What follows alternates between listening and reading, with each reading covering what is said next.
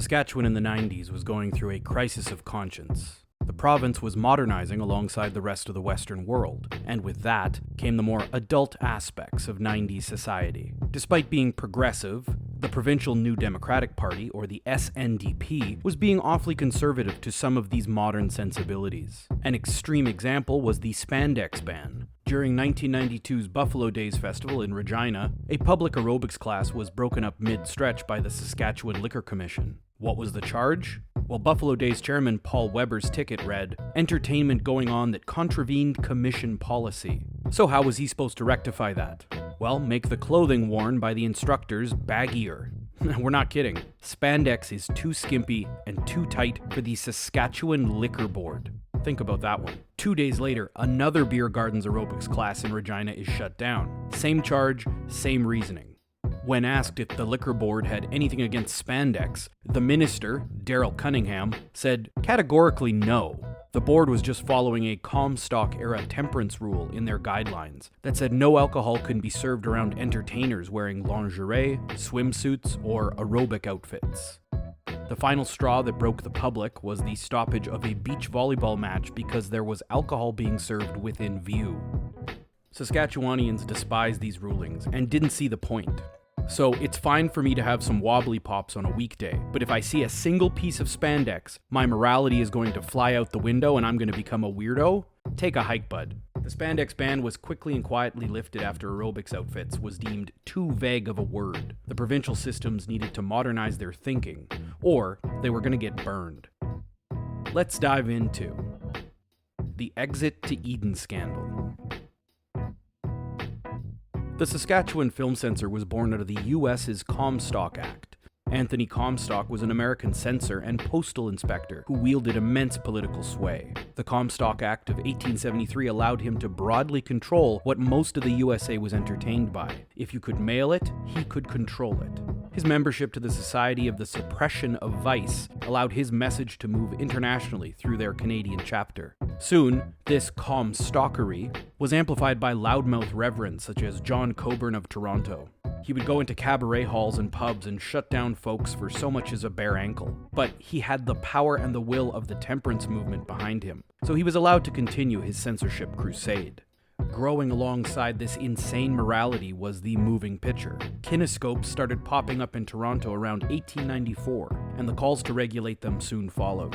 By 1911, temperance nags were demanding a government-appointed censor to ban children from movies altogether. Loudmouths like Comstock and Coburn were naturally against any entertainment they deemed inappropriate. But while Comstock was a postmaster who held power, Coburn wasn't. And this is where William Banks Sr. enters the picture, the man who controlled Canada's entertainment.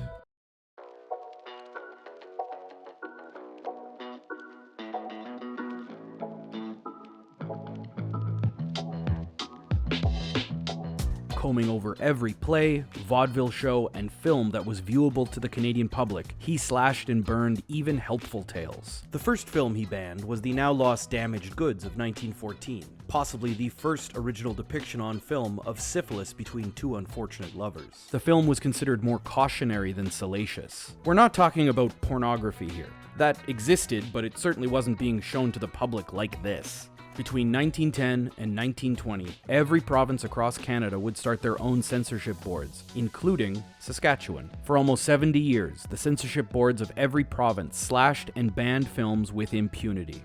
Greats such as Hueman, Kubrick, Schullendorf, Romero, and Pasolini were banned for things that are quite tame today. Maybe not Pasolini and Sallow. Please don't watch that one. The problem was, when you tell adults what they can and cannot watch, contradictions start to emerge. Take Straw Dogs, for example. It's not banned in Canada, but it is banned in the UK, for a long and brutal rape scene with intense violence. Somehow, Peck and Paw got it past the censors. Same thing with Monty Python's Life of Brian. That has a full dong hanging out and makes mockery of the faith. No bans, not a single one. So why couldn't we get a deep look into youthful love, lust, and loss from I Am Curious, but we could see a bunch of English laborers commit crimes? That doesn't make sense. Then the 90s hit.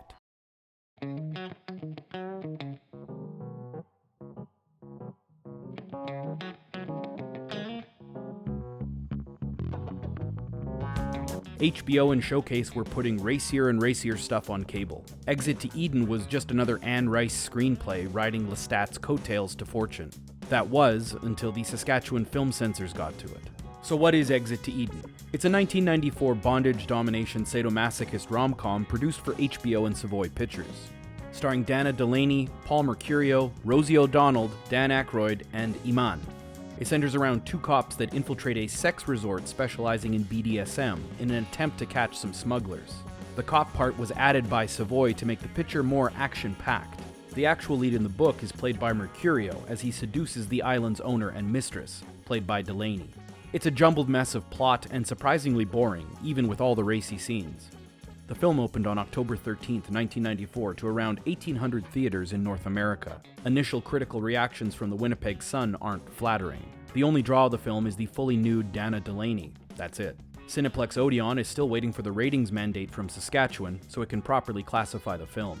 It's been rated 18A across Canada except for Quebec, where 16-year-old boys can see as many nude models as they want, I guess. The Saskatchewan ratings finally come in on Thursday, October 12th, a day before the film opens. Banned outright. Why? Saskatchewan is the only place in North America to be this harsh on this film. What gives? Well, they said explicit sexual content. Yeah, duh. What did they expect? The dive-in watch party went in blind and none of us were shocked about the content. We knew there would be boobs, butts, bush, and bondage, but even then, it was all very tame. Specifically, they mentioned a scene where a young boy is spanked by a French maid. This happens at the beginning of the film. Did they watch the whole thing, or did they stop a few minutes in because there are way more racier things that happen? Assault, sex, tons of boobs and butts, full frontal as previously mentioned, death, BDSM, frank discussions about sex, and so much more. Basically, a typical softcore TV movie from the 90s. Surprise, surprise. Again, we're not sure what the Saskatchewan board was expecting. If they are going to ban something this tame, then why allow films like Pulp Fiction? That film, released in October of 1994, has boobs, butts, rape, and violence. Someone gets bent over and spanked in that film too. Yet, it was only rated R. So did the Saskatchewan Film Board hate sex comedies? Rosie O'Donnell, or maybe both? Who knows? Once the ban was made public, the ridicule was immediate. The Saskatchewan Justice Minister Bob Mitchell threw the film board under the bus. Reporters questioned him on why hundreds of pay-per-view pornos could be available on TV, but this stinker of a movie can't be shown in private theaters. Maybe David Cronenberg was right. Canadian censorship is too fickle and sensitive. On October 14th, one day later, or the day the film was supposed to come out, the film board reverses their decision. The ban wouldn't be lifted for a week, but the reputational damage had been done. The people had had enough. The film board had to go. The ridicule grossly outweighed the support, and by 1996, the Saskatchewan government was trying to form a single Western provincial film board to manage ratings. Alberta already controlled the ratings for the Northern Territories, and they didn't want any more responsibility.